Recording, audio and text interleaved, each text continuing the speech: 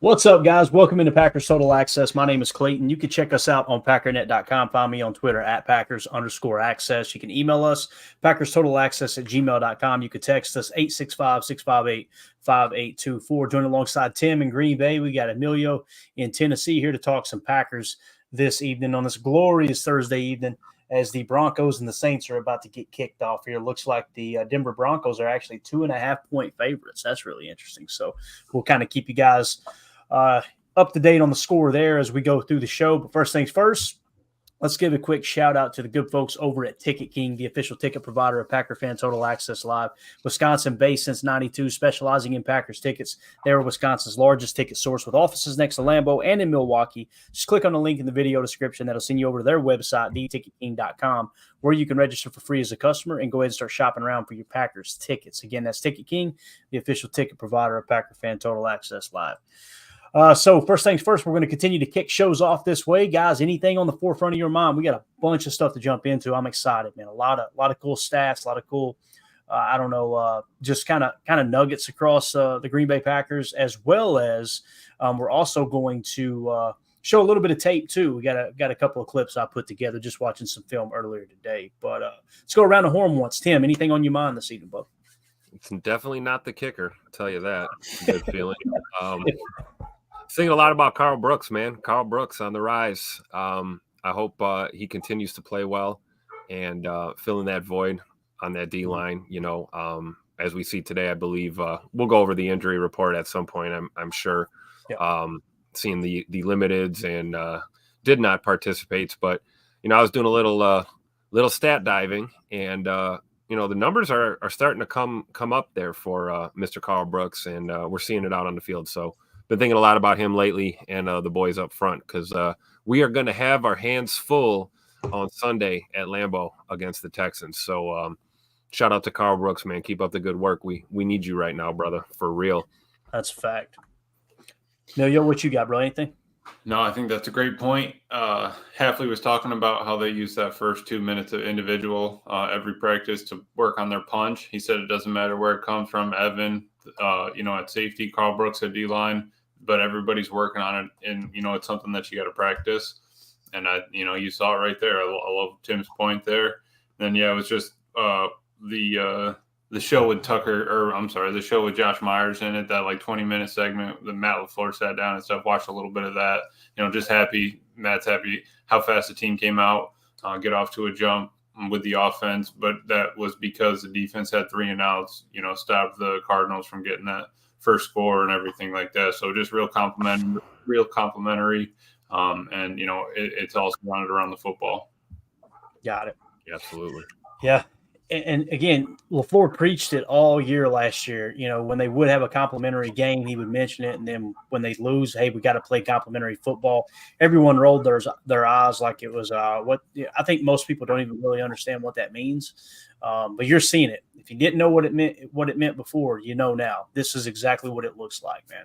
When you get all 3 facets of the game kind of working together, picking each other up, and maximizing opportunities when one does cause a huge opportunity for the Packers, like the defense turning the ball over, converting those to points, or when the offense stutters or gives the ball away, the defense going and getting the ball right back, all those things, right? So, and hopefully with the addition of McManus, we'll capitalize on some more points here as well, because I believe at one point Green Bay was leading the league in field goal attempts. I don't know if they still are, but it's obvious that LaFleur was really trying to lean on that, and I'm a big field goal fan. You know what I mean? I'm not one of these guys that's go for it on 4th down. If you could take the 3, you take the 3. That's the way I've always looked at it. I know it's a boring way to fan, but that's definitely how I felt. That's why it should be shocking when people heard me say with the kicker situation, I think we should probably start going for it. It's because it takes a lot going wrong for a boring fan like me to feel that way. You really know you're in bad shape when you're thinking about going for 2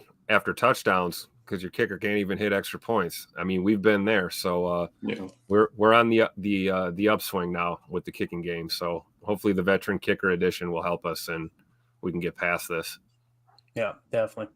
And hopefully the connection's okay, guys. I'm getting a message here from StreamYard that says connection is unstable. If you're on Wi-Fi, try plugging into your router. Well, we're plugged directly into the router. So I love how it's always, hey, you guys are doing something wrong there.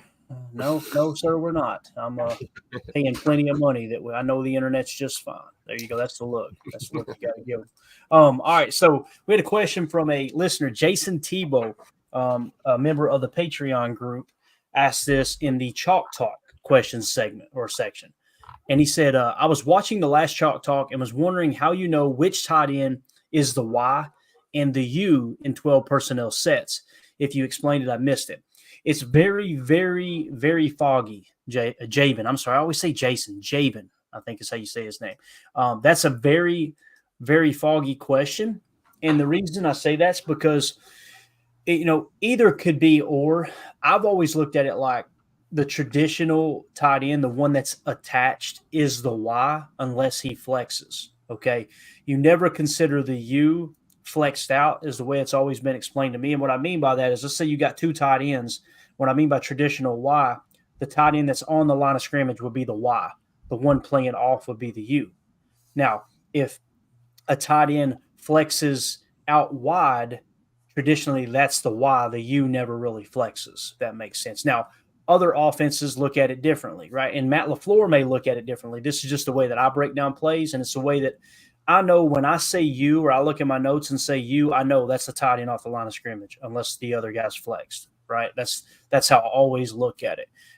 Now, when Bill O'Brien was in Houston, he called his tight ends the F and the U, and there was a lot of giggling about that because he did it on purpose to say, F you, just to, haha, that's funny, right? Little potty humor there.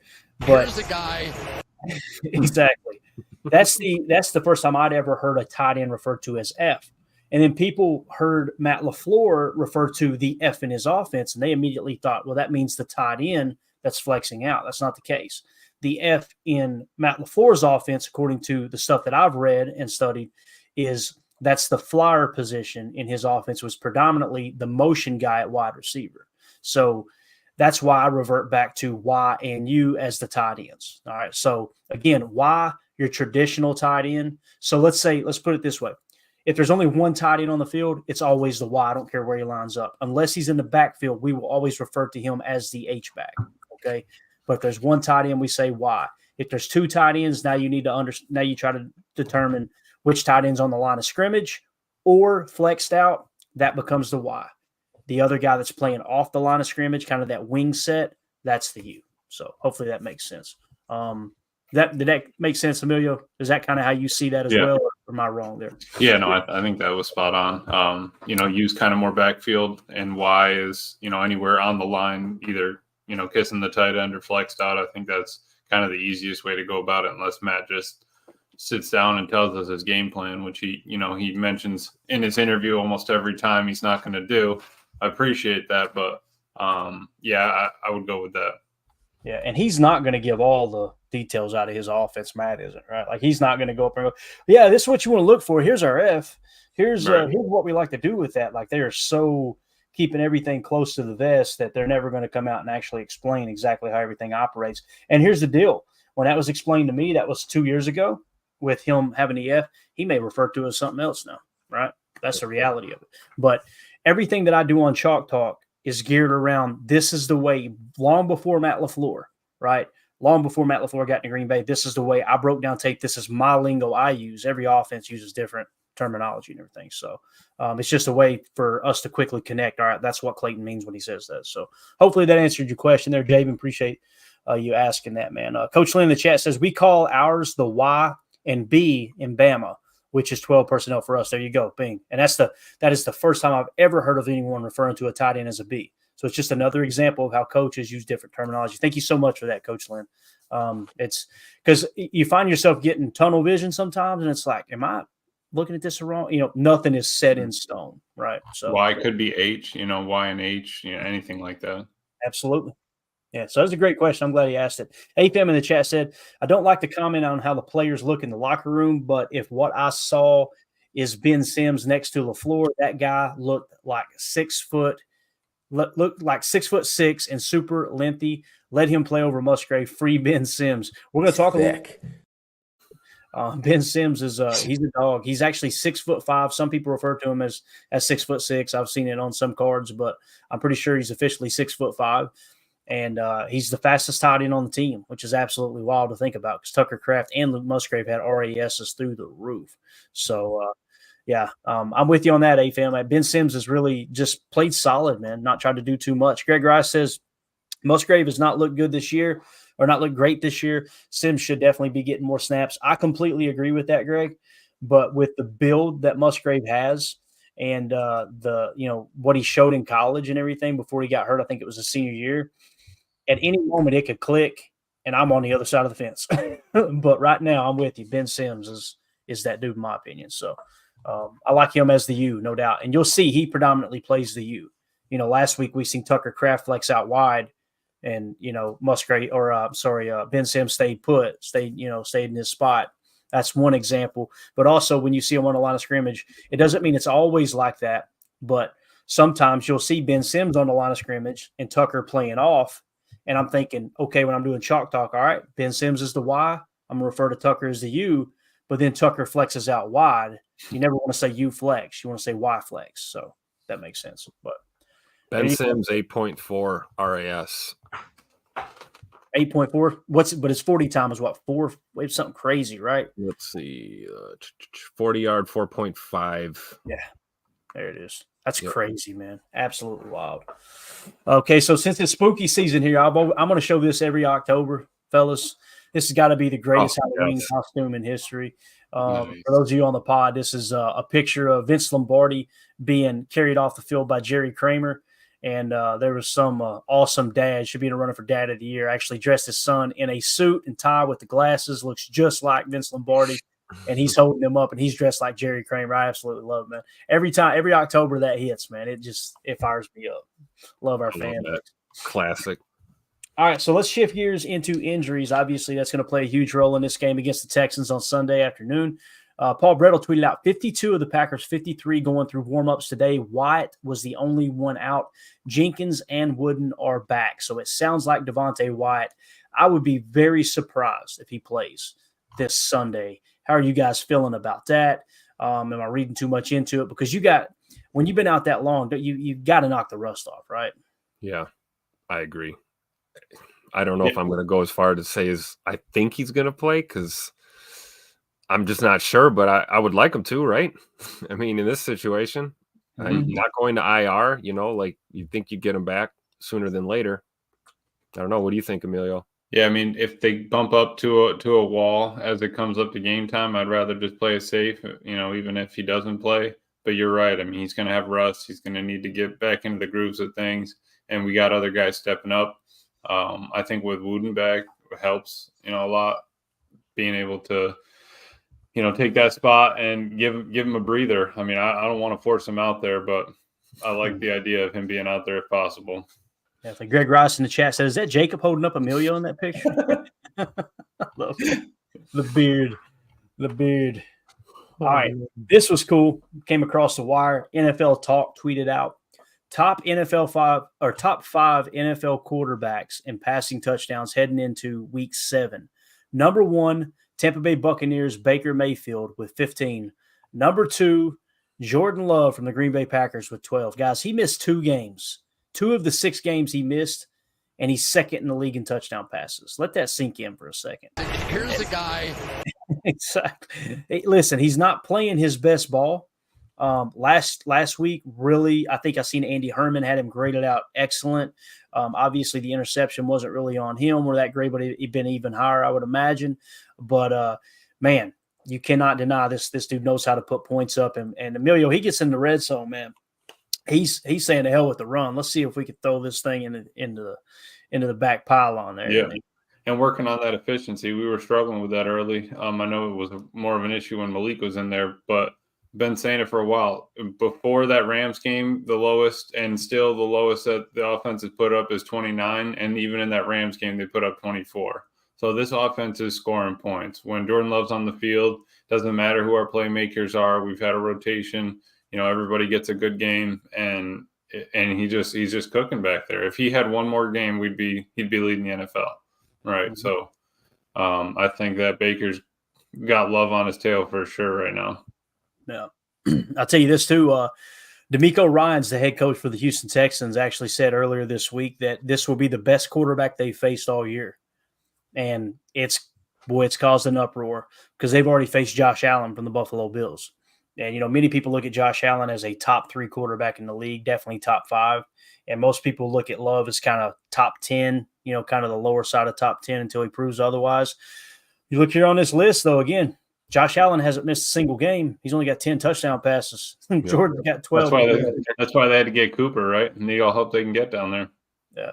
And like you said, most people say, right, well, DeMeco Ryans isn't most people. I mean, that guy, if anybody understands who a deadly quarterback is, it's DeMeco Ryans, a premier defensive player, kind of a legend in his own right. And so I take his word over a lot of these so-called analysts out there for sure. And like you said, Clayton, the numbers don't lie, right? Look at the numbers.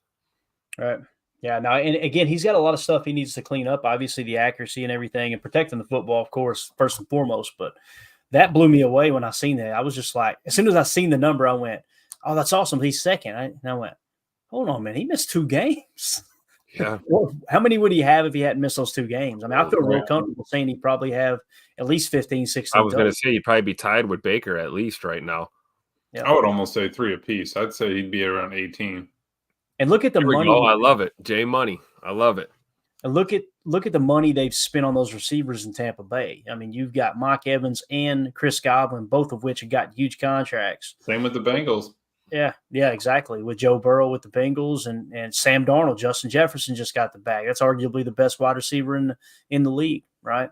So I think it's safe to say Jordan's doing the most with the least, although I think everybody on this podcast would agree. We think our wide receiver core is just as good as anyone's in the league. It's just when you comparatively speak about it as far as salary cap implications, that would not suggest that you look at the salary cap that the Packers got and you think they should have a bottom 5 wide receiver core. That's just not the case. Goody is in his bag with those wide receivers right now. Now, I'm going to say this too. I haven't heard any rumors. I'm not saying I want this to happen, but I kind of had an epiphany today. Epiphany. How do you say that, Tim? Help me out there. Epiphany? There it is. Epiphany. Heard it from a fan right here. I think I screwed it up again. Matter of fact. I was sitting there thinking earlier, and I'm like, if there was something going on behind the scenes with Romeo, and he isn't happy, if an inkling of that is true with the way our wide receiver core sits, I wouldn't be surprised if they traded Romeo. I wouldn't. I hope it doesn't happen. But as we're kind of the trade talks are kind of amping up, and some people are like, what could the Packers potentially do to put this team over the hump? You talk about a lot of different teams. Let's put it this way. Let me just throw one hypothetical. And I haven't heard anything on this. We're just kind of spitballing here. The Raiders, right? Some people think that Max Crosby might be available. Now, he has said otherwise, and I personally don't think that. But let's say Max Crosby is available. Well, they just traded away Devontae Adams, right? What if they're high on someone like Romeo Doubs, and you send Romeo Doubs to the Raiders, and let's say even a second-round pick, and you grab Max Crosby from them? They now get potentially a number 1 receiver. Obviously, he's nowhere near Devontae Adams, but that would kind of fill that void a touch for them. And then they also pick up draft capital, because the reality is they need a franchise quarterback. So they're going to be looking for all the draft capital they can find. I could see something like that shaping up. If you're asking me, would you pull that trade? I probably would, to be honest with you. I just don't know if the Raiders are willing to give up on a top-tier edge defender, right? So, and again, I haven't heard anything there. I'm not trying to create a rumor. It's just as I was out and about today, I'm thinking about that. Like, what are the chances that Romeo would get moved? I definitely don't think it's 0. So, right. I don't know if you guys got anything to add to that or not, but that just kind of feel the same way about Max Crosby. I think the sentiment out of Vegas right now is that they're not interested in moving him, which is exactly what you want to tell people in order to see how much they're willing to offer. So I don't think there's a high chance that they move him. Obviously, one of the best players at his position in the NFL, period, let alone best on that team. So it's going to take a lot. I think you're right. At least a top tier receiver and, a second and, possibly more picks, maybe even more than 1 pick. Who knows? But, there might be other teams that might be more aggressive than the Packers too in that situation. If in fact Crosby was on the market, I think about Detroit trying to come up with a solution for, losing Aiden Hutchinson, and then you and I talked about this offline a couple of days ago, Clayton, and then the thought that maybe Hutchinson comes back in, 16 to 18 months or something. And now you got two premier pass rushers over there. So scary news for the NFC North if it was to go out, that way. But as of right now, it looks like they're not, at least publicly, they're not interested in moving Crosby. So we'll see. Yeah, definitely. And when you talk about the NFC North, look at this, boys. Emilio, check this out. PFF, the NFC North defenses, and they got the lock emoji here. Most team takeaways before Week 7 hit. All right, Xavier McKinney and the Green Bay Packers have 17 takeaways. Jalen Johnson and the Chicago Bears have 13. Minnesota Vikings, and I'm trying to think of that linebacker's name. I should remember it because he's a terror. Who is that right there? 43. He can blitz in. Van Ginkel, there you go. So the Minnesota Vikings have 13. Obviously, they got Harrison Smith back there patrolling around as well. It's pretty wild, man. These are the leaders, right, in the entire National Football League, and all three teams, Emilio, are in the NFC North in takeaways, man. That's why all four teams in the NFC North have more than 4 wins. Yep. I mean, you got to give yourself opportunities. 13, 17 turnovers. That's big. That's 17 more possessions. That's, whatever you do with those possessions is up to your offense, but you have to at least be able to do what you can on defense to give them that option. And I think it's, listening to Hafley's presser, I think that is something that's going to keep happening. It might not be 3-4 a game, but they practice it so much that it's repetitive. It's in their nature. That's the first thing they do in individual drills. Go punch that ball, practice for 5 minutes, and then we're out of there. But that's going to stick with you. You do that every day. Even when they're not, he said, even when they're not fully padded and they're just, thuds or uppers or whatever, you're still punching at that ball even when you go to make that tackle. So It's just repetition, practice, and it's been showing up in the games. Yeah, it's what Coach Haff said. You get what you emphasize, right? You've also heard the old saying, you're either coaching it, you're either teaching it, or you're allowing it, right? Yeah. It's huge, man. The first thing I thought of when they were talking about how much time they're spending on punching the ball out and taking the ball away was the emphasis that Coach K put on Duke basketball's team to play defense. And I don't know if many people may not know this, but it was explained to us when we had dinner with Coach K that the last room that the team walks through before they go on the court to play is what they call the defensive room. And it's just kind of this reminder of, hey, first and foremost, we're playing hard defense, right? We're not a flashy team. We're going to play scrappy. We're going to play hard defense. And if I understood correctly, the coaches are not allowed in that room. The players go into that room together, and then they meet with the coach out on the court, and they come out of the tunnel and all that. So, again, you get what you emphasize. It's huge. So since we were talking about the takeaways here, let's see. Xavier McKinney was actually in the locker room earlier today, and I think it was John. Who was it that tweeted this out? John Miller from NBC 26 actually tweeted out this video from the locker room. Xavier McKinney on the Packers' defensive vibes heading into Sunday's game against the Texans. Let's see what Xavier McKinney had to say. Man, it's a big vibe. It's fun, man. We enjoy each other, and you can see that with how we play. You can see that with how we communicate with each other, and it's just been fun, like being here. Like every day, I'm happy, about where I'm at and the guys in this locker room and coaching staff. So it's been a hell of a ride already, and I know it's just gonna get even better for us. So yeah, man. I love it. You think he misses the Giants, fellas? Hell no. Right. I think I'll tell you something else. I think, Clayton. I think we might have just heard from our defensive player of the year. Hey, he's tracking. He is tracking, man. And we pointed it out. He's got 5 interceptions, right? Mm-hmm. The year that Charles Woodson won Defensive Player of the Year, he had 9. So I think if he gets the 10, it's going to be really, really hard to not give him Defensive Player of the Year. It really is. And obviously fumble recovery. Yeah, exactly. Yeah. And it will come down to other things too, like what TJ Watt does, players like that have a huge impact on the game. Myles Garrett, obviously, Aiden Hutchinson's out of that talk now with the horrible injury he had. We just talked about Max Crosby. Yeah, another one. I wouldn't be surprised. Yeah. I want to say he's missed a little time with injury, but I could be wrong. I haven't followed them too closely. I know he's pissed off at Pat McAfee. They said that they were talking about him the other day, and he he basically called them a bunch of clowns or something. They said so. And, Pat was like, I don't know what we did because he's been on the show before. I'd say somebody like Boston Connor shot off the mouth over there and said something they shouldn't have said, and Max just called him on it. Max was like, "You call me anything you want, but don't call me that." Max come in there and smack somebody in the mouth. What he'll do. That's exactly what Max will do. All right, so since we're talking defense, let's talk a little Carl Brooks real quick. I thought this was cool. So let me pop it up here. Bang. PFF Green Bay Packers tweeted this out. The highest graded interior defender in week 6 in the entire National Football League, Carl Brooks. 93.0 PFF grade.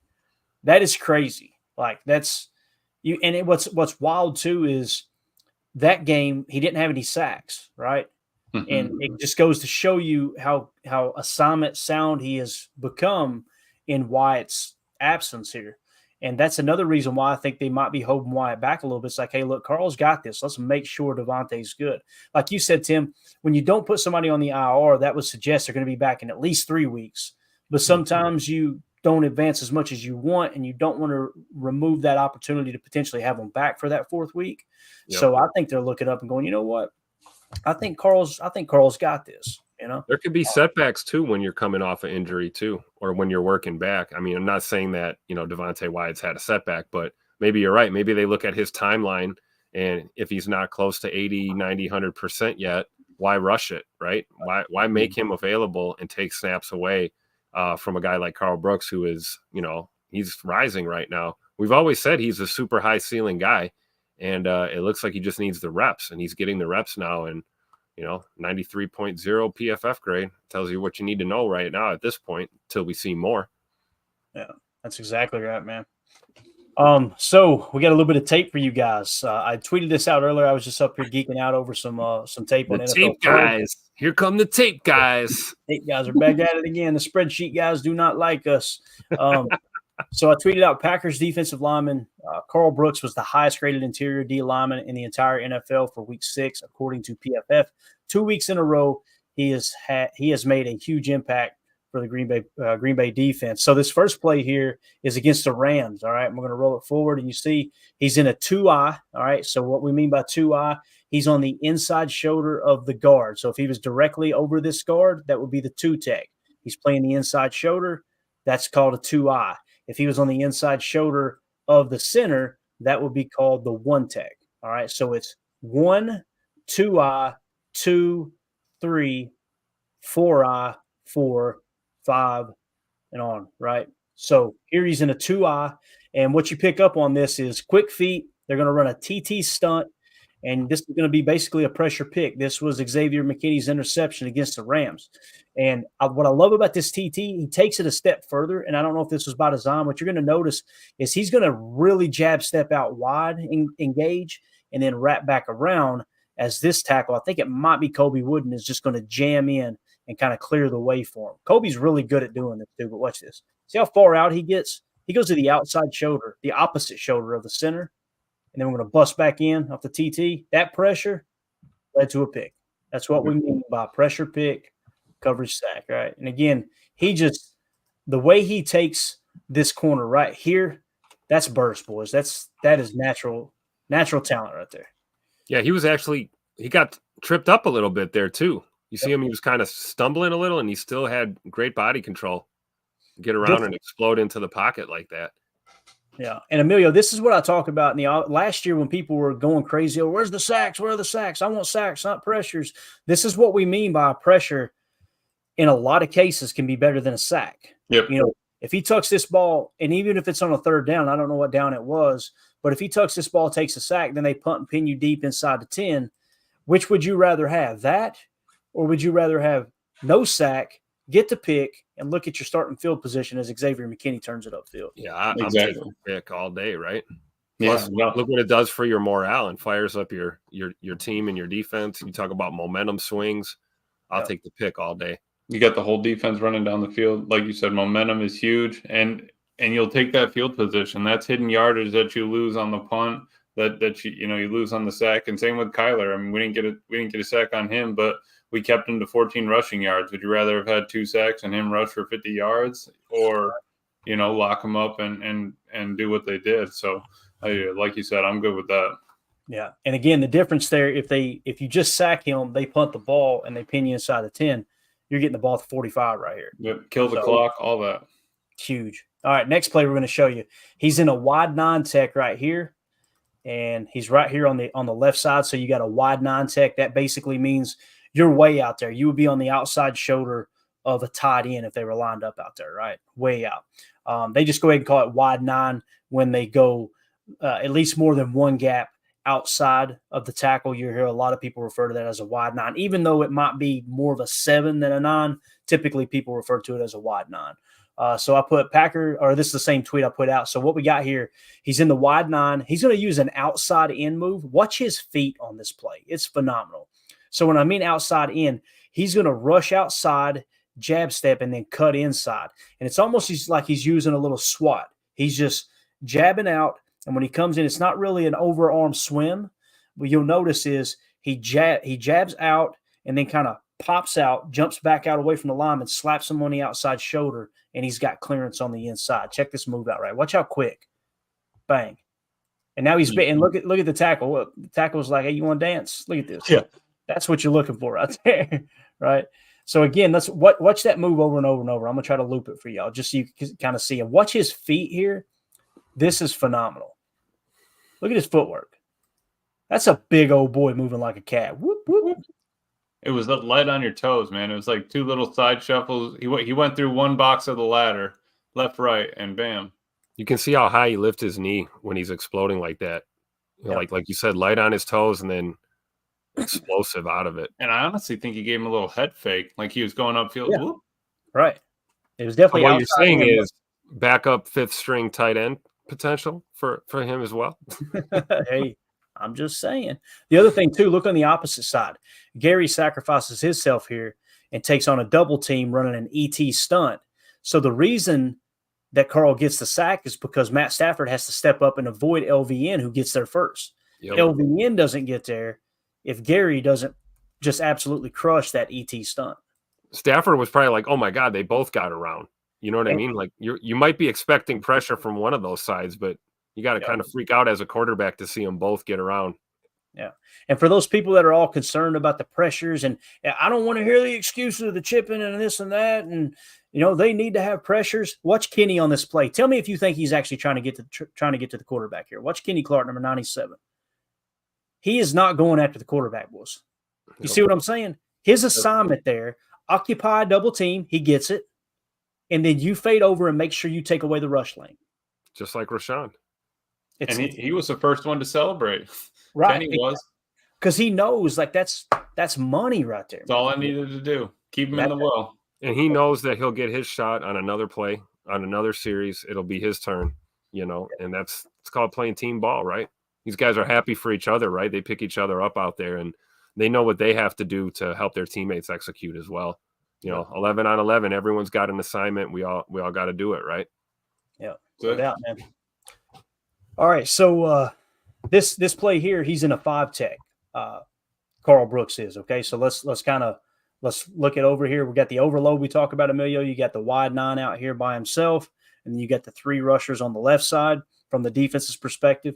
So you got the nose tackle is in a 1 tech, and then you've got this would be 2, this would be 4. He's on the outside shoulder of the tackle. That's what we refer to as a 5 tech. All right. So he's in a 5 tech. They're going to run a TT stunt. Watch his lateral quickness on this TT stunt. So basically on the TT stunt, the nose tackle is going to jab step over and take the guard and the tackle, and then Carl Brooks is going to loop around. Okay. So he's going to be the beneficiary of this TT stunt. And then just watch the lateral quickness. And also the move he puts, I think on the center it is going to be like a swat. And watch his burst coming out of the swat. This seems to be Carl Brooks' favorite move, is he'll kind of set him up with his feet, and then he smacks the shoulder of the side that he's working to throw him off. Key in, I'm pretty sure it's the center that just gets absolutely dog walked. Watch this real quick. This is awesome. Look at that poor center. You see that? I'm going to pause it just to show you the aftermath. Look at my man right here. He put him in a 3-point stance, didn't he? Put him right back in it. So, again, You'll notice, watch the lateral quickness on the TT stunt. He gets vertical first and makes that guard commit, and then watch his jab. Bang. Get off me. You can't block what you can't touch or you can't see. Absolutely, man. Yeah, I mean, he was on the left side tackle, ended up inside shoulder of the other tackle after it was all said and done. I mean, looped all the way around, good coverage in the back end, so Stafford couldn't get rid of it right there at the top of his drop. Made him hold it, clutch it, and we were there.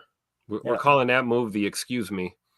That was like, excuse me, sir. I have a meeting with your quarterback. Mm-hmm. And what I love about it, too, is like this play, you can see the edges are going after the quarterback. That's what a true pass rush looks like. That's not contained. That's not worried about rush lanes. Let's go get the quarterback. And the reason they're able to do that, Kobe Wooden is pressing over in the TT, and look who's going to be waiting if Stafford steps up and scrambles, which he tried to step up.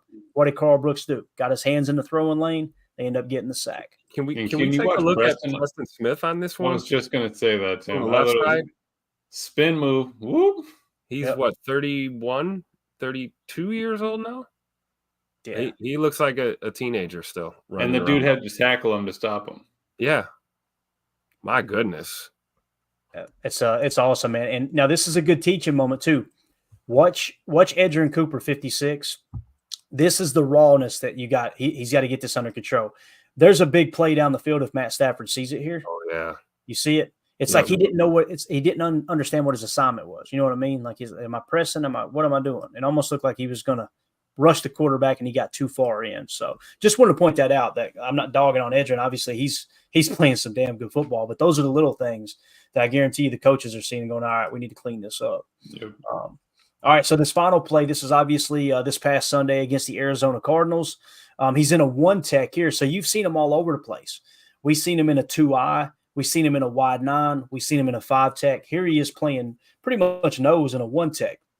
So in this one, he is right in between the guard and the center on the right side from the defense's perspective. All right. And he's going to be playing a 1 tech. Watch, he's going to do a punch and pull where he's going to basically punch the lineman in the chest, grab his jersey. Hopefully the officials don't see it. And he's going to pull him towards him and go right around him. Right. Now, yeah, you stay out of this, Ron Tolbert. And then watch him recognize the screen pass. His legs never stop moving. His feet never stop moving. He's going to chase his screen pass down and bust it out. This made chalk talk this week, but watch him bust out this fumble. Again, look, punch. There's the pull. See it? Yep. I mean, that's how you shed it. Look, punch, pull, right? And now his eyes are already reading. Oh, that's a screen. Let's get back. Bang. Yep. So wonderful to see this on the field, man. I mean, one of my takeaways from watching him during camp these past couple of years is he's one of the more coachable guys on this team. You know, a lot of these guys are extremely coachable, but Carl Brooks, man, you can tell he's getting better. We're seeing it translate to real live game action here. What a great play. Yeah, no doubt about it, man. And again, he seems the game definitely isn't too big for him. He is one of the guys that kind of, when you see him on the field, you don't feel like the offensive lineman he's going against is dictating the outcome. He is. He's the one with the lateral quickness. He's the one, like I said, with the punch and pull. It just seems like he's really, really stepping into a whole different level of defensive line play. I hope they keep him on the field. I want Wyatt out there too. But, man, keep playing this hot hand, and that might explain why they're kind of playing this really, really safe with Devontae Wyatt this week. So You saw it on that last play, Campy 316. Yeah, He was talking about it. Yep. God loves those who run to the football. That's what you see, man. And you see all three, 1, 2, 3, 4, boom, turn and start running. Get there. First guy wrap, second guy punch. Brooks said, I got it. I'm just going to punch and wrap this time. No problem. Yeah, I love it, man. Absolutely love it. Dennis Shook with the super chat. Appreciate you, buddy. He said, I was worried about a sophomore slump from Carl Brooks earlier this offseason. Me too. Guess I can put that to bed. Yeah, and what's crazy is like when they started the season, you wasn't seeing him on the field that much. And when you did, you wasn't like overly impressed. But these last couple of games, holy cow, man. Man, is that dude. He's just such an effective pass rusher. And again, the reason the numbers are down, the answer is on the tape. You see what I was talking about with the tape. Like that last play, the edges are actually pushing. Big difference between that play and the play where Gary is running an ET stunt. It's just important to look at every single play as an individual play rather than just looking at the stats and going, this guy sucks, right? Like it's important Yep. to understand. And here's the thing. I'm giving you what I think is their assignment. There may be even more emphasis on another aspect of that play that they want to play it even more conservative, right? We don't know. We're not in the meeting room, but I think it's important though to to hit on that stuff for sure. But Dennis, thank you so much for the super chat, bub. AFAM says, I respect anyone named Carl. There you go. That's what I'm talking about. I like Sling Blade too. All right, let's see what else we got here real quick. We got all kinds of cool stuff that came down the pike as far as Too old for this, says Carl Lee Ray. I love it. All right, somebody else here. This is pretty cool. Tom Silverstein tweeted out, Packers defensive coordinator Jeff Hafley said the more linebacker Edgerrin Cooper plays and the better he practices and healthier he remains, the more he's going to play. Cooper has gradually seen his snaps increase and his role will change based on what the coaches learn about him over time, Hafley said. We kind of talked about this earlier in the week, guys. I think he's quickly becoming our linebacker one. I don't know, man. I'm excited to see how he finishes the year because again, there's going to be ups and downs, and what makes a great NFL player, in my opinion, no matter what position you're playing, is how you handle those ups and downs. But obviously, we talked about earlier this week. He's grading out currently as the 12th highest graded stack backer in the NFL right now with 125 snaps. His PFF grade is a 78.2, and what's wild is the added value you have of that pass rush being at a 90.3. So effective at rushing the quarterback. Coverage grade 72.6. Run defense grade 69.6. Tackle grade 69.1. You look up now here in week 6 and you go, man, there are no holes in his game all of a sudden. And we heard that he's got an extremely high football IQ. We talked about that over and over. But he was having a hard time kind of getting a grasp of where you needed to line up this and that.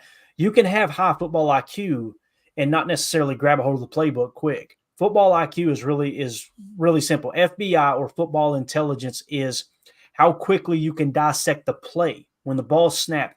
How Carl Brooks, extremely high FBI in my opinion. The way he read that screen pass out, right? And knowing I got to get my hands up in this throwing lane. All those little things that truly matter. But Edgerrin Cooper, man, I'm fired up about. Anything you guys want to add to that?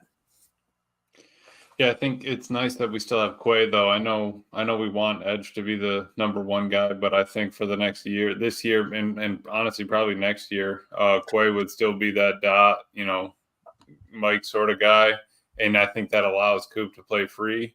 But we'll see how if he improves and he's elite, then if he's ready for it, give him the dot. But I think it really is helpful that we have Quay there, who's been a veteran at this point in the linebacker room.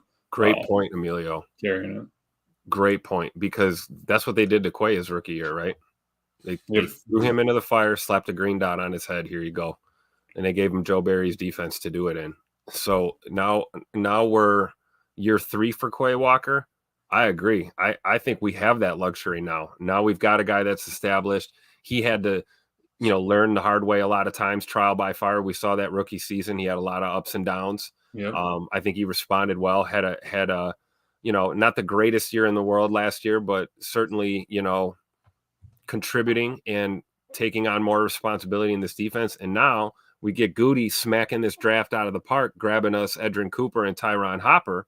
So having Quay in there, I agree. You don't want to take snaps away from the young players, but you also, if we don't have to throw them out there for 50, 60 snaps a game right away, let's not do that. We've got the luxury of having, like you said, Emilio, an established veteran there in the middle. I like it. Yep. That's going to do it for hour 1. For those of you listening on the pod, we'll see you on the other side for hour 2. We appreciate y'all. All right. Catch you on the flippity flip. Look at that. Didn't we, man? I didn't need Emilio to remind me to take the trash down. That was cool. See? We're learning. We're growing every day.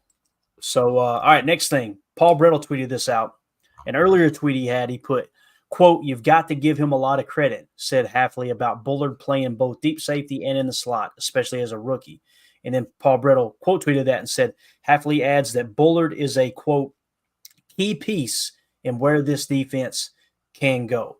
So it's pretty cool that he's out there bragging on Javon Bullard and that versatility, and I think his PFF grades are taking a little bit of a hit because he's having to play both positions.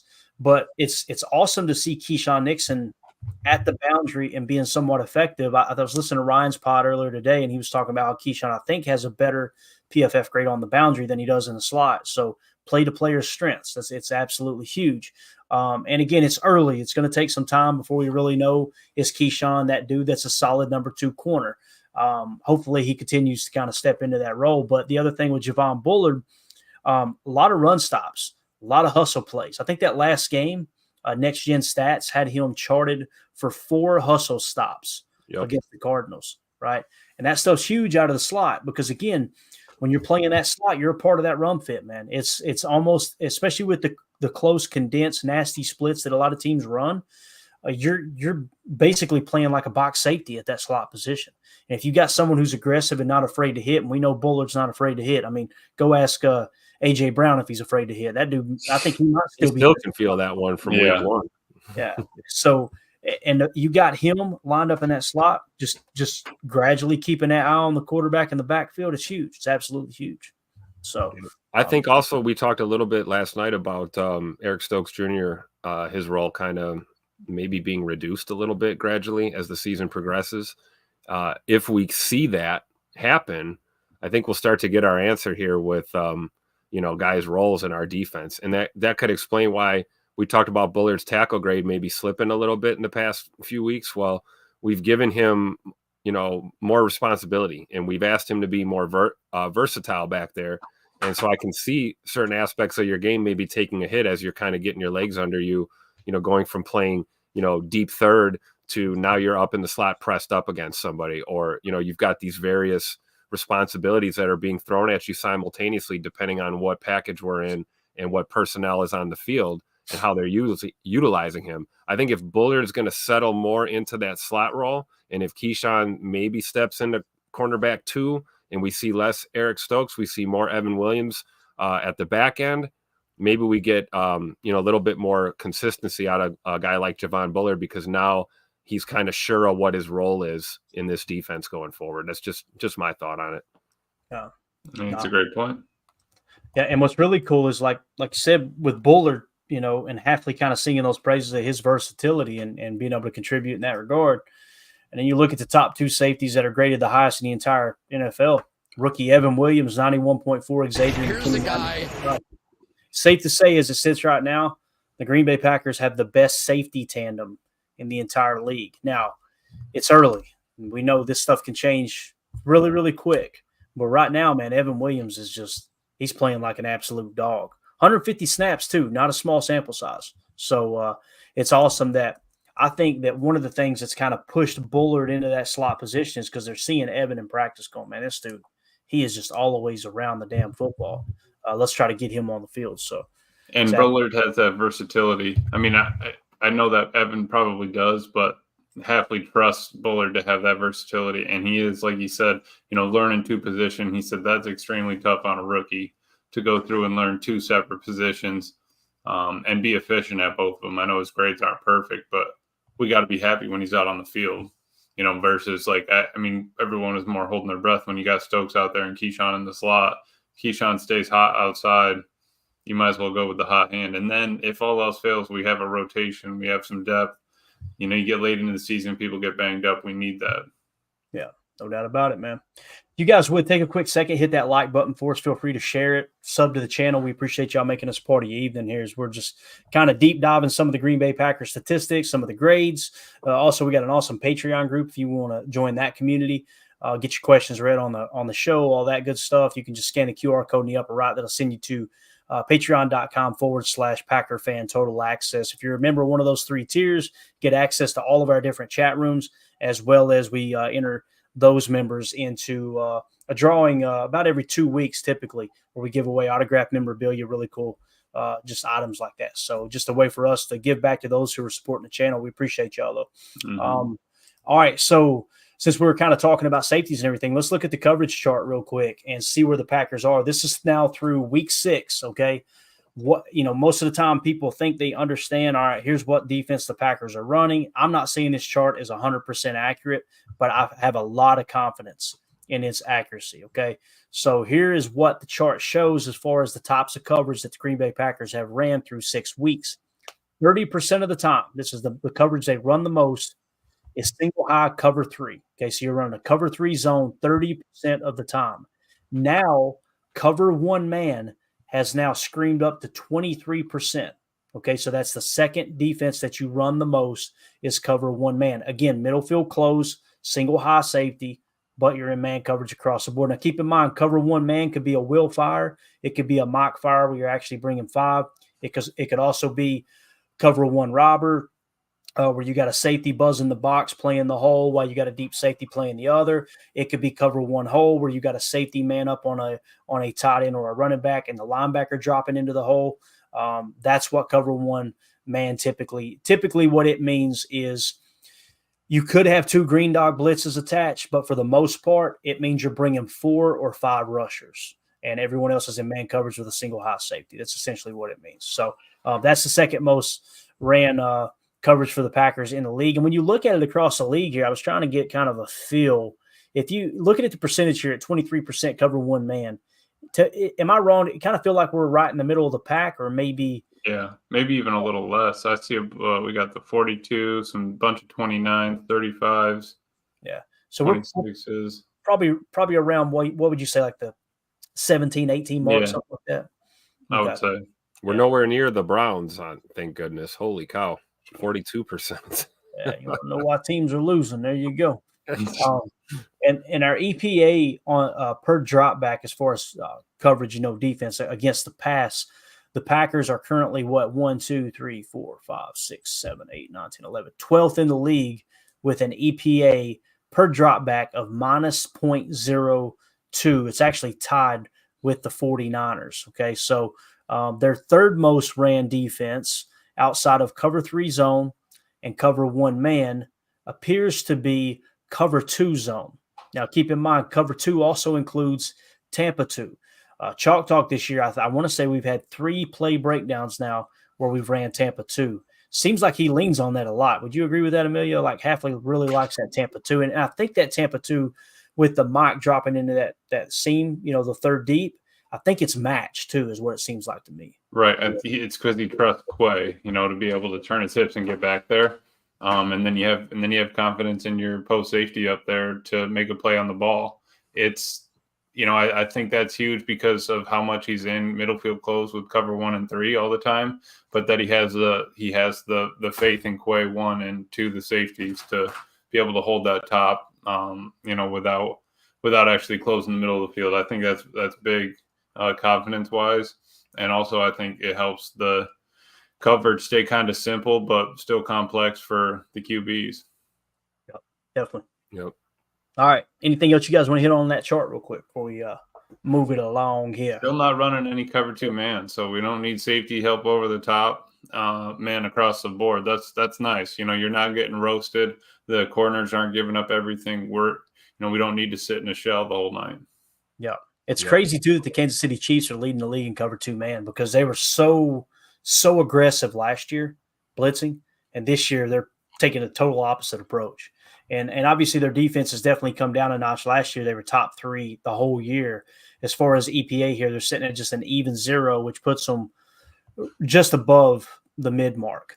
But they're winning games scrappy. It just seems like every game they figure out a way to pull out the dub. So again, they're pressing into cover 2 man a lot more. That really surprises me there. Something to keep an eye on there as far as tendencies across the league. That's the whole point of the chart too, gang. And we're top 5 in cover 6 too. Yeah, that's pretty cool.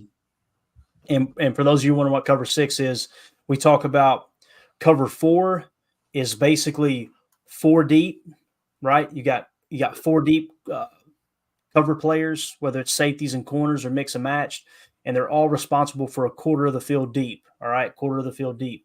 When you go cover 2, you've got 2 safeties who are responsible for deep halves. All right, somebody's going to chop this up and make it look like I'm dancing on the air. I know what's going to happen.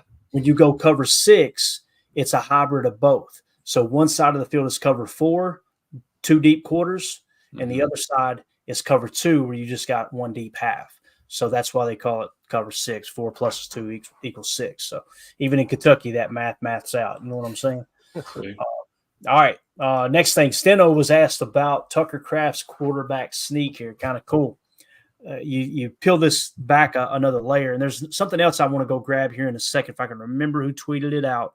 I can give the gist of the story about Christian Watson and that play they drew up in the dirt. But this is awesome. I didn't know this. Maybe you guys did. Packers offensive coordinator Adam Stenavich, this was Ryan Wood tweeted this out on Twitter. Offensive coordinator Adam Stenavich says Tucker Kraft suggested to him he could take snaps in short yardage situations. It was during walkthrough, and they had a few extra minutes. So Stenavich had Kraft take snaps from Josh Myers, and it was actually pretty good, is what he said. So they went with it.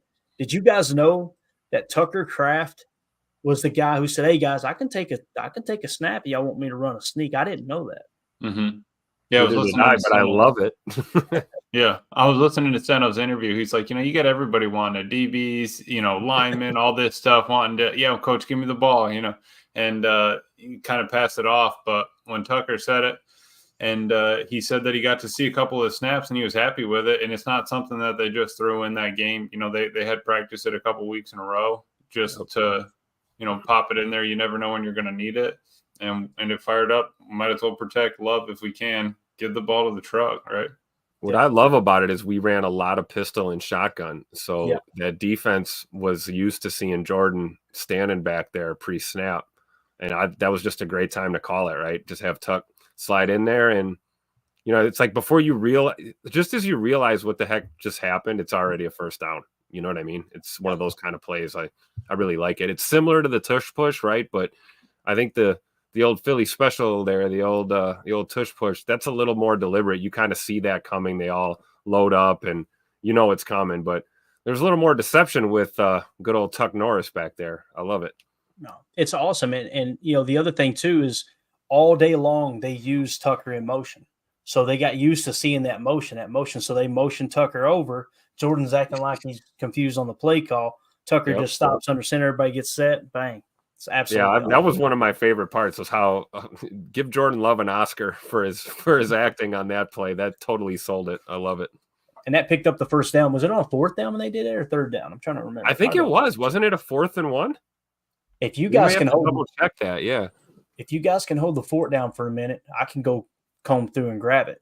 Well, sure. We'll just talk about how awesome it is to have a guy like Tucker Kraft on your football team, right? I mean, we can do that, Emilio. I was honestly doing that.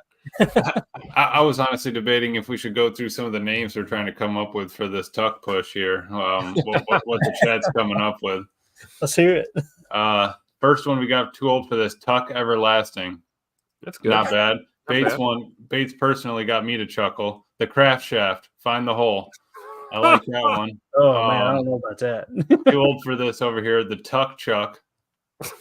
Not bad. But I think that if it's going to be a play, we can definitely come up with something a little bit better than that. So I think chat needs to. See, the Tuck Chuck sounds like he might be throwing a pass or something. I don't know if we're ready to do all that. I love it. Yeah, I don't know. All right, we got it. We got it here. Now, it's going to be wonky, me trying to share it on the screen. It may take it a minute to clear out, but here we are. So just to kind of give you an idea of how we're lined up, got some nasty splits going on. We're strong right. Looks like it's 12 personnel, right? Let's go ahead and hit it. We'll just use the end zone camera here too, which I think is kind of cool. This thing gets really weird when you try to play it live on here. There it is. Bang. It's absolutely all. Who was it that's shoving him to? Trying to see who that was. Let's see who shoved him here. Who came over? Emmanuel Wilson? Emmanuel Wilson, yep. Yeah, Emmanuel Wilson. Because really, it's the second push that got it.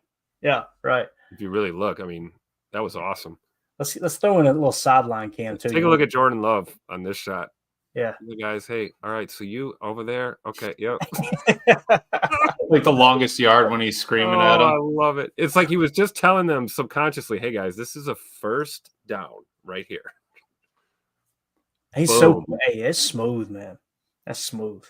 Yeah, great job by E. Wilson there, giving a little extra shove there at the end. I love it, dude. What a cool play call. To add to the play call name we have from Professor Cates, the Tucker Tickle. Hey. Reef, the Tuck and Roll. Okay. And Harry Cheese. Oh, well, too old for this. The South Dakota Meat Missile. Oh. Shout out, Jacob. And then Harry Cheese could be just a tuck goose. Oh, that's the one right there. That's the one right there, I think. And the defense will never see it coming when they hear you say tuck goose, tuck goose. Jordan goes walk around tapping him on the head. Tap, tap, tap. Oh, man. That is awesome. So there's another tight end on the team that's really been flashing. I put this tweet out there. Every week, Packers tight end Ben Sims earns more responsibility in Green Bay's offense, both blocking and catching the ball. He seems to play with great control. Oh, and being 6'5" doesn't hurt either. So let's show a couple plays here. You guys can see this okay, right? Yep. Yes. All right, here we go. So what I want you to key in on is this second level seal block. All right. So he's right here. He in this position here, I would refer to him as the Y on this spot. Okay. Obviously center, guard, tackle, right? So he's the only tight end that's on the line of scrimmage. Now, if Tucker Kraft is in this formation and he's out wide somewhere, then I would refer to him as a U and we would say Y flex. That's a good example there. But again, you see him playing tight end. What he's going to do with this second level seal block, as soon as the ball is snapped, he's not going to focus on anything other than getting inside leverage on number 2. You're going, how the hell is he going to get inside leverage on number 2? Watch this. This is really, really impressive. All right, there's your motion. Look at that placement. That is beautiful, man. So he steps to his left as soon as the ball snapped, he's going to take that big step towards his left. See him shoot inside. He's just taking that leverage. Bro, I'm telling you, look at his quickness. Watch his feet, how quick. Just bang. 6'5". Yeah. Great block, man. Great block. Matt basically ran split flow out of that from pony package. He did. Like you don't need to pull the tight end across. Tight end can go up and work the second level, and you just have your back having to make an engagement, on the split flow with the D on there. Dude, that's damn good run blocking by every single one of those guys on that line. I mean, put this one in the Hall of Fame, man. For this, look at Jordan Morgan right here. Watch Jordan. Bang. Bang. See who our center is? Yeah, and like what Emilio's talking about with split flow is they're in a double sidecar. They're in the pony package. The other running back is actually running the slice block here, right? That's Brooks, right? The sift. Yeah, I believe it is Brooks. You're right, number 30. Chris Brooks. And I think that was Steno was talking about how Brooks, they want him to get involved, not just be the third down or the third running back, but have a couple of plays in there or in the game plan for him so that he can get a little excited about it, right? And he also is, a decent blocker. So let's put him out there. We're not asking him to do anything crazy, but you need to do the motion because you're holding that Mike backer where then, Jordan Morgan comes in and crushes the dude. He saw the first running back go across his face. Second one comes underneath and boom. It's awesome, man. So the big thing there, like I said, Sims with the great footwork, getting out there and washing number 2 out of the play. And then, of course, Jordan Morgan, man. I mean, if Jordan Morgan doesn't peel off that double and hit that block, it's a no-gainer, right? And we can't ignore Josh Jacobs, too. Just another. Oh, yeah, no doubt. That jump cut. Watch the jump cut. Well, that's everything right there. Me dodging that possum, taking the trash cans down. That was Barnes, too, that got washed by Morgan, too.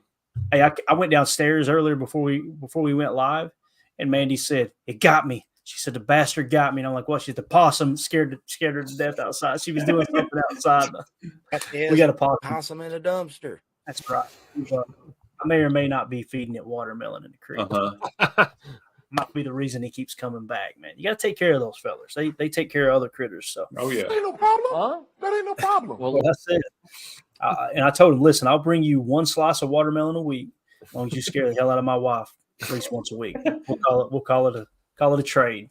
I love it. All right. So next thing here with Ben Sims, this is that linebacker pancake block we talked about. What you're going to notice here, Sims in this set. Now this is tough. You look at both these tight ends, right? And it looks like Sims is actually on the line of scrimmage, but he's not. They're both uncovered, right, Emilio? So you got 13 is the guy who's covered, right? He's on the line of scrimmage. Yep. So both tight ends are off. I would refer to Tucker Kraft as the Y because he's your first string tight end, right? And still refer to Ben Sims as the U here. But what you're going to notice is Sheed is going to get up on this defensive lineman here, and Ben Sims is going to wrap around, briefly give him a double team chip, and then get to the second level, and he's going to find 51 right here. He's going to dig out 51 and just put him on his ass. Watch this block. Watch how quick he gets out there. Again, he's going to help with the double team and then just finish. Bang. My man can block. You've been saying it, Emilio. He can block. I've been trying to say it. He can block. I mean, that's the one thing you notice on this play. I mean, everybody's blocking pretty good, but Ben Sims just finishing that play, man. He's fired up, too. When he gets up off the ground, he knows, we're going to be talking about that during film session. Love to see it. I love and again, that, man. Yeah. He's look so, at Bo. so fun to watch that. Yeah, Bo Bo comes in on the right side of the screen, runs inside so that he can angle his cornerback outside, turns him away. Exactly what we seen from Ben Sims on the previous play, right? Yep. Watch him get inside, wall it off, bang. It's like Mike Wall says all the time, right? How you arrive at confrontation is how you're going to deal with it, how you're going to handle it. Just a great play there, man. And again, Ben Sims just again, so there's two snaps we showed you where he was really, really effective in the run blocking, helping in the running game. Here's him in the passing game, all right? This is going to be a flat leak. So essentially right here, he is playing what I would refer to as – I would refer to him as the Y here because he's somewhat – it feels like he's a little wider than Tucker is. But what he's going to do is he's going to look to block and then leak out. But this guy drops into coverage, so you're going to notice Ben recognizes that real quick, and he's just going to go, all right, let's get out in this route. As soon as he flips his hips, let's get out there in the flat. Look at the balance. Great hands. Yep. When he catches this ball, look at this. Great hands, upfield, good balance, pick up another 3 yards. Mm-hmm. So now you're seeing the underneath route, right? Okay, cool. He can run block. He can play underneath with good balance. He's got good hands. He understands his assignment. There hasn't been one piece of tape that I've watched of Ben Sims where I go, he didn't know what he was doing there. He always looks comfortable within the offense. And knows where he is on the field here, down in distance, right? Knows where that first down, that line to gain is. Yeah. Great play. I mean, if he turns inside there, he's not going to get those extra yards. Exactly. And that's what I mean by that's a hard thing to do, to go somewhat full sprint, catch the ball, and be ready to turn up the sideline. There's a lot of guys. I'm not trying to pick on him, but I don't see Musgrave having the balance to do that. Yeah. Musgrave does a lot of things good, but I just don't see him being able to pick up those extra 3 yards by turning upfield like that. Yeah. Or you'll see guys that have the agility and they can make the turn, but they forget the football and it's an incomplete pass. Yeah, absolutely. So there you are. You see Ben Sims underneath. Now let's see him in an explosive player. This is a 28-yard gain. So right here, I would refer to him as the U. You're going to see Tucker Kraft flex out. So we would go with him being the Y. So you're in 12 personnel, but essentially what you end up in is it's almost like Tucker's going to be playing an extra wide receiver position. So you get the same principle of 11 personnel, even though you're in 12 and forcing them into their base package. It's a big disadvantage. So over here, you've got our boy Ben Sims. He's going to sell the flat. We just showed him. We just showed all of you a clip of him catching a ball in the flat. Watch him sell this flat. He's going to get his head back and he's going to catch the flat and then turn it into a wheel route. So he's going to break to the sideline and then hit the wheel. And this is kind of a very veteran savvy route. See him get his head around? That puts that backer flat on his heels. You see the backer doesn't flip his hips and run upfield because he thinks, okay, he's taking the flat. And then right up the sideline, bang, there's the wheel. You see the speed. Unfortunately, the ball was underthrown because of the pressure, but still 28-yard gain, explosive. That led to another Packers score. I'm trying to think of what play when that happened. I know I got it in my notes here. 28 yards. So that was second quarter, 12:36 left. That was a 2nd and 5 play for 28 yards. And again, that actually led to a Narvison field goal that made it 17-0. If you don't hit that explosive, that doesn't triple your chances of going down and getting in field goal range. It's that same flatten up, or at least an out and up idea that Romeo ran later in the game too. Get your head around, sell it, get upfield. Yeah, perfect. You see the mentioned Jaden Reed, Drew, on the weak side. Watch. Let's watch it. Two linebackers had to commit. Yep. You're right. And he was kind of hitting a pivot. Might have been a choice route, but he was looking to pivot back out. But you're right. They both bit down. Yep. And that's where Romeo's stomping over that one guy, right? Get off of me. Let me buy you, sir. But so I wanted to show those 4 plays because with Ben Sims, you're seeing he can block in space, get out there with the footwork to seal off that inside on that backer that we talked about, the very first play we showed. He can block between the tackles and get in there to the second level and pancake a backer, right? And then in the passing game, he can be effective underneath, good body control, good quickness, lateral agility, good hands. And then he's got the wherewithal.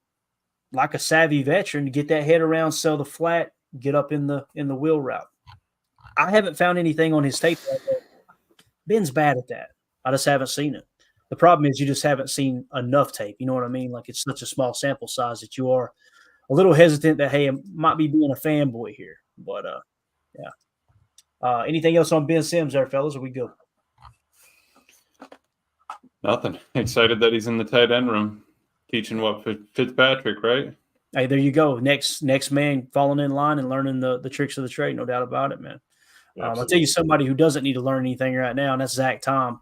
PFF tweeted out the only offensive tackles with an 80-plus pass blocking and run blocking grade this year is Zach Tom, Trent Williams, and Jordan Mailata from the Philadelphia Eagles.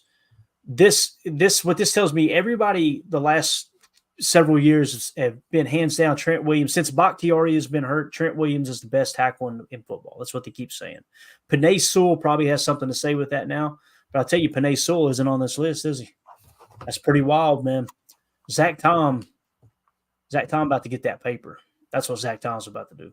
And right, so my man is about to get paid. I'm so excited that we got Zach Tom. And the other thing, he's always available. He's always available. So I was just going to say, how many games has this guy missed due to injury or anything? Not a lot. I mean, maybe his rookie year, if I remember correctly. I'm not sure. But he's just dominant, man. Such a good tackle, no doubt. And listen, blindside obviously is top priority. But I think what they seen with Zach Thomas, this dude's going to be an elite right tackle. Let's just keep him put. Let's leave him right here and let him do his thing. So really excited about him in the future. And when you look at the PFF grades in that regard, Zach Tom is actually not in the league right now in offensive PFF grade amongst tackles. Okay. So he's got an 84.7. His run blocking grade is an 86.3, and his pass blocking grade is an 81.6. Now, when you see with Penei Sewell, he barely missed that cut we talked about just now, right? He's got an 89.2 overall grade, 89.5 run blocking, and he's a 79.2 pass blocking grade. Penei Sewell's, many people are already saying this dude's going to be a Hall of Famer.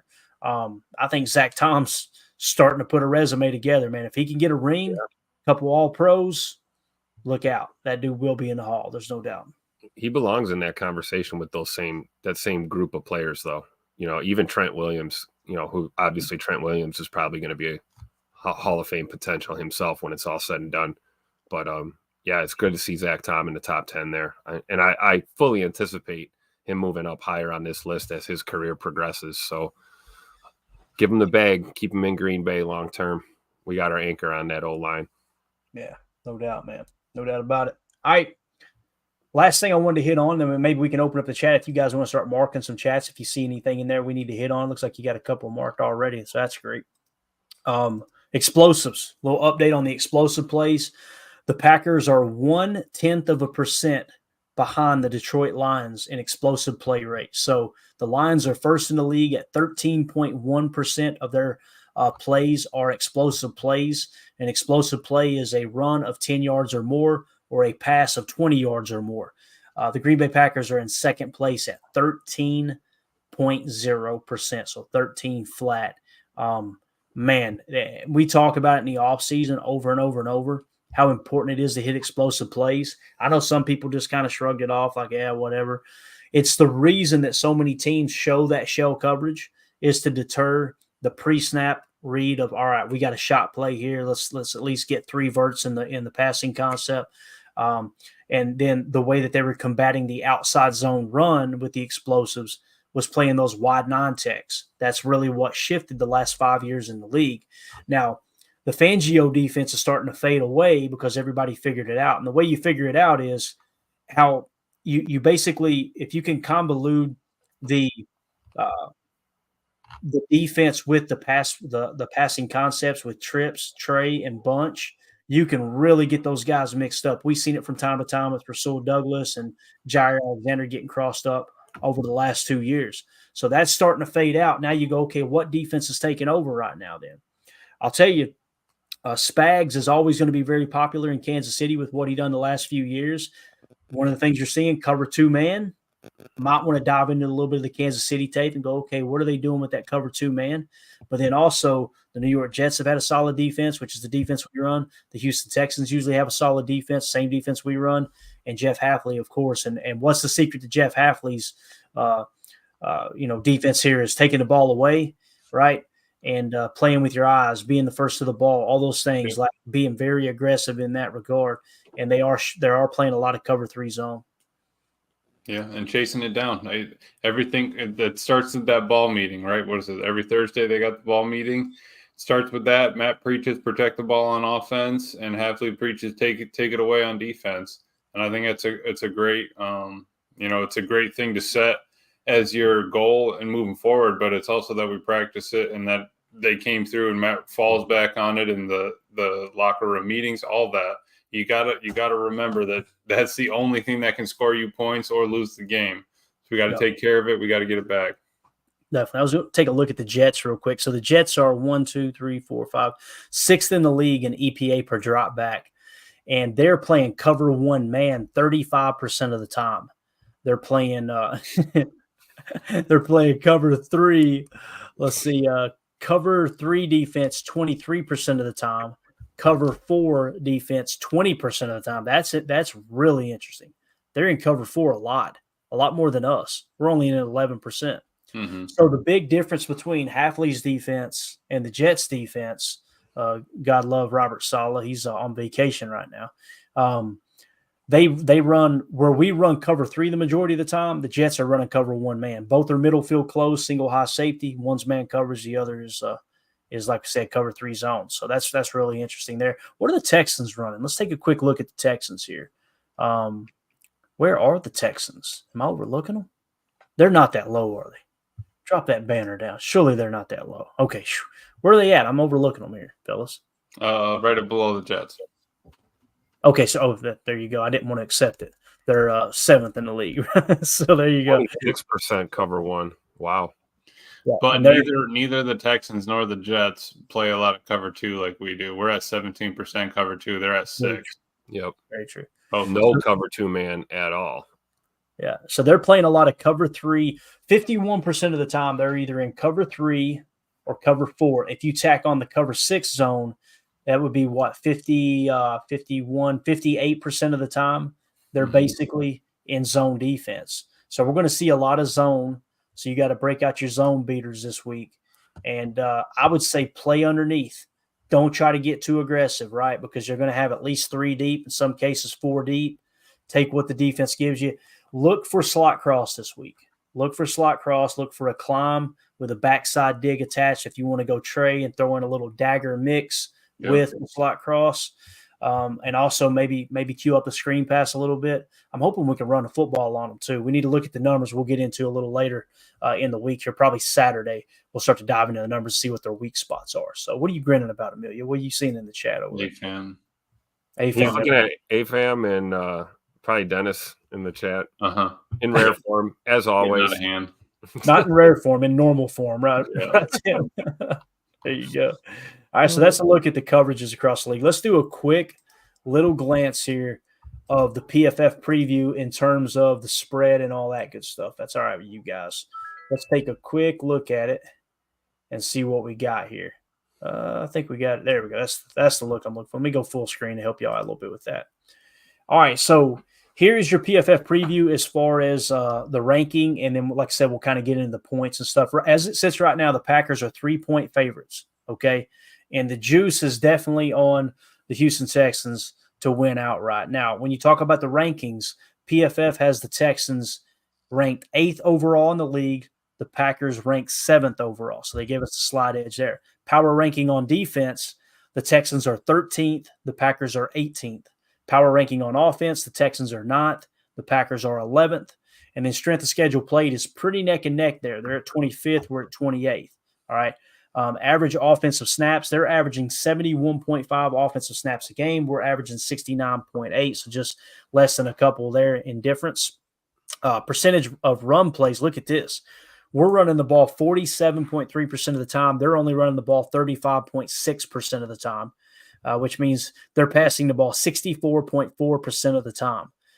So Man, they're really putting the ball in the air, which is wild because I think they've got Joe Mixon as their running back, which is a pretty solid running back still. I'm almost positive. Now, their EPA per run is a negative 0.15. Ours is a negative 0.04. So we obviously have a significantly better running game as far as EPA goes. EPA per pass, we're actually better in that category as well. They're sitting at a positive 0.10. We're at a positive 0.14 as it sits right now. So that's how that's shaping up. Now, when we look at where the numbers are, the money, all right, as far as the gambling, with the spread, we're 3-point favorites. It looks like when it comes to the spread, 84% of the cash is in on the Texans, and 72% of the tickets are with the Texans +3. Okay, so that kind of shows you people are really, really confident that the Texans will, at a minimum, lose by no more than 2 points. Okay, that's essentially what that's telling you. When you look at the money line here, which is just winning outright, it looks like the cash is on the Texans, but the tickets are on the Packers to win outright. Typically what that means is when the cash is on that team, but the Texans, that's the sharps. That's the big money guys, right? They typically sway that pendulum in that direction. So it seems like the smart money is playing the Texans to win outright, but the majority of the tickets, the average Joes like me and Emilio who are just looking to grab a taco at lunch, you know what I'm saying? Right. For that filet mignon, 64% of those tickets are on the Packers. So this is going to be pretty darn neck and neck. The over-under set at 47.5. PFF actually has it at 48. They're suggesting you take the over. Cover probability on the over is 51.1%. So there you go. I was trying to look at the cover probability for the Packers to win outright, or they don't have that right. Let's see, win probability. They've got the win probability for the Packers at 56.6%. But again, I think the reason the big money is on the Texans too is because they're getting the juice there. The market is at a +128, so that makes a lot of sense there too. Like a -152 is not a great number for a team, being a 3-point favorite in that game, right? As far as even with the money line, it's not a great bet in my opinion. Now, if you could take that +3 and tease it to 2. Somehow get it to 1.5, you're feeling really good about it. But when you look at the history of the line, it looks like it opened up at 3. It changed to, is that the PFF line or where's the market? The market line's at the bottom. Okay. It opened up at 2.5. It went to 3, right? It went back to 2.5. It went back to 3. And now it went back to 2.5, stayed there for 3 days. And now we're back to 3.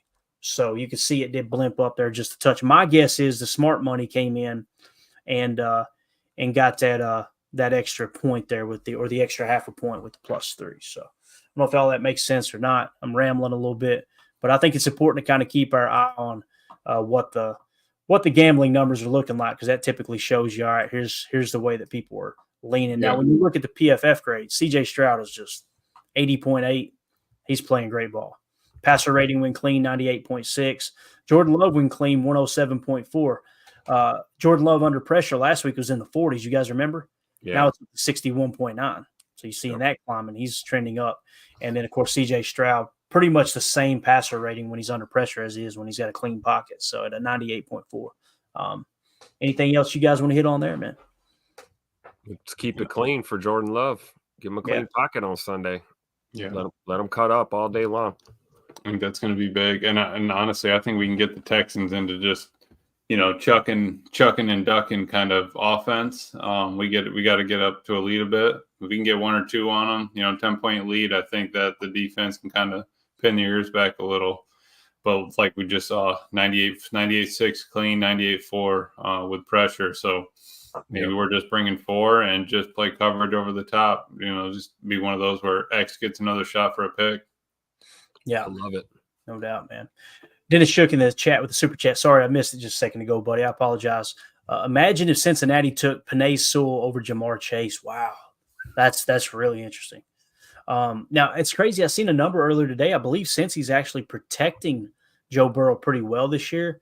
But again, if you could take a Hall of Famer over a wide receiver who's been complaining about his contract for what feels like 3 years now, ever since he got in the league, I think you're taking Penei Sewell if you redraft there. So that's interesting, Dennis. I'm glad you brought that up, man. That's really interesting nugget there.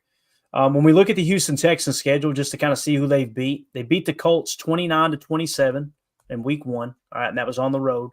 Colts are not a great team. I think we would all agree, right? The Chicago Bears, they beat them 19-13. Okay, obviously the Bears are a pretty, I wouldn't say a crappy team. At this point, they were. They're really still suck. Tim said, "Don't you dare try to defend them, Clay. They're playing better ball, I'm telling you." But back this week, they were horrible.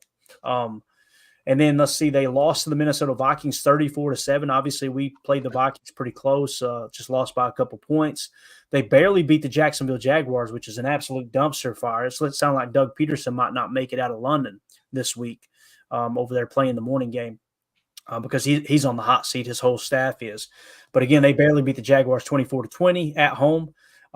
They barely beat the Buffalo Bills 23-20 at home. And then they boat raced the New England Patriots last week 41-21 on the road, which the Patriots are. It's rough up there in New England without old Bill Belichick, no doubt about it. So. All right, that's it. Anything else, fellas? Seems good. I don't think we can put any more of Dennis's comments up tonight. So you go off the rails. Oh yeah, that's where I immediately have to go in and look. Right? Yeah. All right. So anyway, let's see. We got a couple more here. We'll end it with it real quick. Greg Rice said, "Did Stokes outsnap Kaline at cornerback?" I don't think he did. No, right? He did not. Keyshawn was in for all 58. All 58. That's right. All right. Appreciate that question, Professor Cakes. Also, y'all are giving up on Musgrave too soon. Who the hell said we were giving up on Musgrave? Did somebody say cut him? Did I miss something here? I didn't say that. Did you say that, Emilio? No, chat could have been out of hand though. I didn't catch it when it was all going down. This chat never gets out of hand. That might be directed at the chat. We don't know. I mean, I see what he's saying. You know, why give up on him, right? You know, it's the second year kind of thing. We've just been blessed that Tucker's just taken off, right? Musgrave hasn't had that option, but he's tough. Like, I mean, how many times he played through injury? So it's not like I don't want him on the field. He's got that mentality, that attitude. It's just he hasn't had that luck yet. Let's give him the rest of his rookie deal, and we'll figure it out. I would assume the Packers feel that way too, right? Like, you don't give up on tight ends very easily. I mean, really don't give up on guys very easily at all. I mean, second round pick. Talk to Darnell Savage. I mean, but like you look at Tyler Davis. There's a guy fought injury, and a guy that had a role, and we were anxious to get him back. Took it from him. Ben Sims, stepped up, and again, Tyler Davis, another injury issue too as well. So it takes a lot for us to just cut and run, especially from our draft picks. So I don't think anyone's going to give up on Luke Musgrave anytime soon. So, yeah. Something else worth mentioning here, I just noticed, Nico Collins, their top wide receiver, had a grade of 92.1. He's first in WAR ranking. He's out. He's on IR. So they're going to be without their number one target. Now, listen, they got other good receivers. I think they got what? You got Stephon, right? Diggs. Him and Ja got that beef. Oh, my God. They're going to be fighting the whole day. There's no doubt about it, dude. Brace yourself for that. And I think they got – is it Tank Dell? Is that who they're – other wide receivers? Yeah, so he's pretty solid. We'll look at that on Saturday when we do the complete preview and all that good stuff. Professor Cakes, all right, we already hit on that one. Let's see. Daryl in the chat said, let's hope Dobbs gets another couple touchdowns this Sunday. Amen to that. Let's go. Romy Rome in the house. Favorite name in the chat here, Butt Cheese, says Dobbs. Here's the guy. I got a pretty good pop out of Emilio there. Dobbs is solid. He has some issues, but I believe the team will be there for him always. Very well said. Yes, absolutely. All right. That's it, guys. We're way over. Appreciate y'all hanging out with us. This was fun. Hit that like button for us. Feel free to sub to the channel. We're going to be back Saturday morning with a morning show. Wake up with us with a cup of coffee, and then we'll be doing another show Saturday evening. No show tomorrow. We got Friday Night Lights. It's homecoming. Supposed to be like 38 degrees here, game time. So I'm going to be in the Carhartt bibs down there. Might slip a little something in the stadium. I don't know. We'll see. We'll figure that out. But yeah. Dennis Shook with the last super chat here. Sorry. Imagine if we took Laporta instead of Musgrave. Ooh-wee. That would be something. Tucker Kraft and Sam Laporta on the field together. Ooh. Oh my God. I'd be screaming 13 personnel. Trade all the wide receivers. Yeah, right. Appreciate the super chat, Dan. That's wild. I didn't even think about that. Yeah, that's good stuff.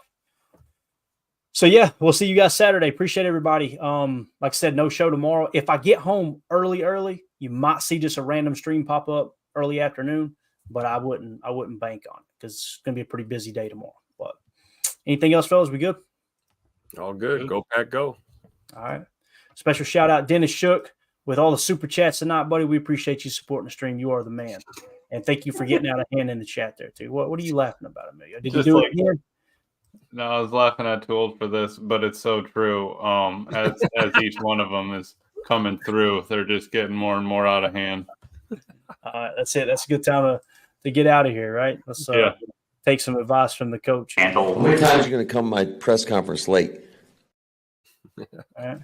Sit your butt outside. Yeah. Wonky? We got to get that soundbite. Wonky? Find that for me, Emilio. Find which press. Send me the YouTube link. All right. And then I'll go through and chop it up. We'll get him saying wonky for sure. So, all right, that's it. We're out. Appreciate everybody. Help me out here, Tim, if you don't care. For those of you listening on the pod, He's been waiting for so long to hit that too. I've been just sitting here burning a hole in his pocket. Thank y'all for making us part of your day. As always, let's go out and be the change we want to see in the world. Go Pack, go.